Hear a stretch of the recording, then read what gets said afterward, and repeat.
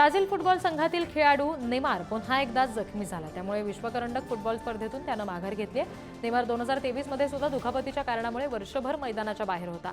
नेमारसह Anderson आणि रॅनिलो हे 3 खेळाडू विविध कारणांमुळे स्पर्धेतून अपात्र ठरले। हरमनप्रीत आणि सविता हे दोघं वर्षातील सर्वोत्कृष्ट हॉकी खेळाडू ठरले। हॉकी इंडियाच्या वार्षिक पुरस्कारांचं वितरण नुकतंच पार पडलं आणि त्यावेळी भारतीय पुरुष हॉकी संघाचा कर्णधार हरमनप्रीत सिंग आणि महिला संघाची गोलरक्षक सविता पुनियाला सर्वोत्कृष्ट खेळाडू ठरले। त्यांना तसा पुरस्कार दिला गेला। WPLच्या अंतिम सामन्यामध्ये मुंबई संघानं दिल्लीचा पराभव केला, दणदणीत विजय मिळवला। विजयासह मुंबई संघानं दुसऱ्यांदा WPL ट्रॉफीवर आपलं नाव कोरलं। मुंबईनं प्रथम फलंदाजी करत 149 धावांचं आव्हान दिल्लीसमोर दिलं होतं आणि 8 धावांनी दिल्लीचा त्यांनी पराभव केला। विराट कोहली क्रिकेटमधून निवृत्ती घेणार असल्याच्या चर्चा सध्या रंगल्यात। अशातच कोहलीनं एक नवं वक्तव्य केलं।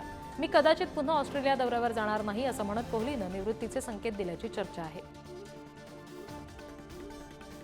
इंग्लंडमधील आगामी कसोटी मालिकेसाठी रोहित शर्माला कर्णधारपदी कायम ठेवण्याचा निर्णय घेतला गेला। याआधी ऑस्ट्रेलियाकडून पराभव स्वीकारून वर्ल्ड टेस्ट चॅम्पियन फायनलमध्ये खेळण्याचं स्वप्न धुळीस मिळालं, पण चॅम्पियन्स ट्रॉफीतील फायनलमधील विजयानंतर आता रोहितवर विश्वास बळावलाय। भारताचा अष्टपैलू नितीश कुमार रेड्डी दुखापतीतून बरा झालाय, त्यामुळे तो IPL खेळण्यासाठी सज्ज आहे। दुखापत झाल्यापासून नितीशनं जानेवारीपासून एकही सामना खेळला नव्हता, मात्र आता तो फिट आहे। BCCIच्या योयो चाचणीसह सगळ्या चाचण्या त्यानं यशस्वीरित्या पूर्ण केल्या।